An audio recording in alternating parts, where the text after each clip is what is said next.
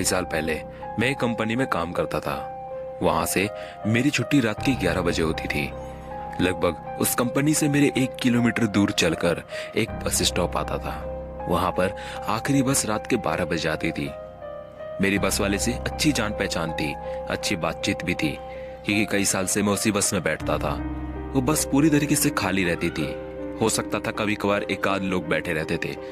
तो एक रात जब मेरी छुट्टी हुई, मैं उस रास्ते से आ रहा था। चांदनी रात थी, सुनसान सड़क था, दूर दूर तक कोई भी नहीं था।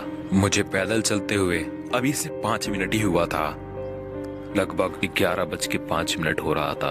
उस रास्ते पे दूर दूर तक कुछ नहीं था, सिवाय बड़े बड़े पेड़ और घनी झाड़ियों के अलावा। तभी मुझे वहां पे एक पेड़ के टहनी पे नजर पड़ती है। मैं ये देखता हूँ कोई काला परछाई उस पेड़ पे बैठा हुआ है। उसकी आंखें चमक रही है और वो मुझे देख रहा है। चांदनी रात थी, इतना साफ कुछ दिखाई नहीं दे रहा था। सिर्फ मैं अपने मोबाइल के टॉर्च पे था। मैंने उससे बोला, आंखें निकाल के क्या देख रहा है बे, आंखें नोच लूंगा तेरी। मैंने गुस्से में उसे और भी कुछ सुनाया। आज मैं गुस्सा इसलिए भी था क्योंकि आज मुझे मेरी बॉस से डांट पड़ी थी। मैं अपना सारा गुस्सा उस पर निकाल दिया।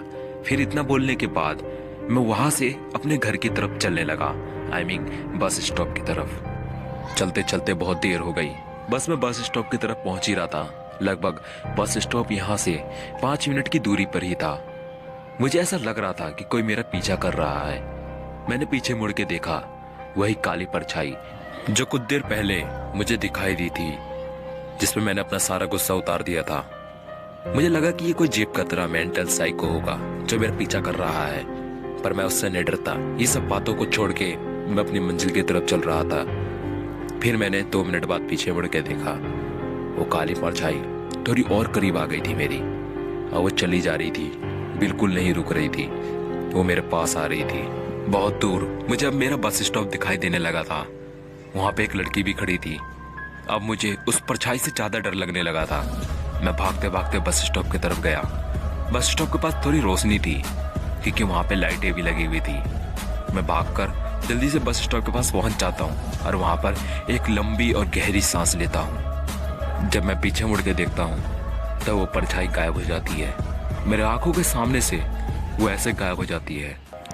तभी वो जो लड़की बस स्टॉप पे खड़ी थी, मैंने उसके बारे में ये सोच रहा था, ये लड़की काफी देर से यहाँ पे खड़ी है, ना हिल रही है ना डोल रही है, ये बिल्कुल स्ट्रेट खड़ी थी।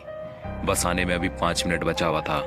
तभी उस लड़की ने अचानक से अपना चेहरा पीछे की तरफ घुमाया। उस लड़की का वो भयानक चेहरा देख के मैं डर गया। उस लड़की का चेहरा कुछ ऐसा दिखाई दे रहा था। उसके चेहरे पे खाल नहीं था, सिर्फ हड्डियां दिखाई दे रही थी। उसके दिमाग के आर पार सरिया घुस रखा था और उसकी आंखों से बेतहासा खून बह रहा था।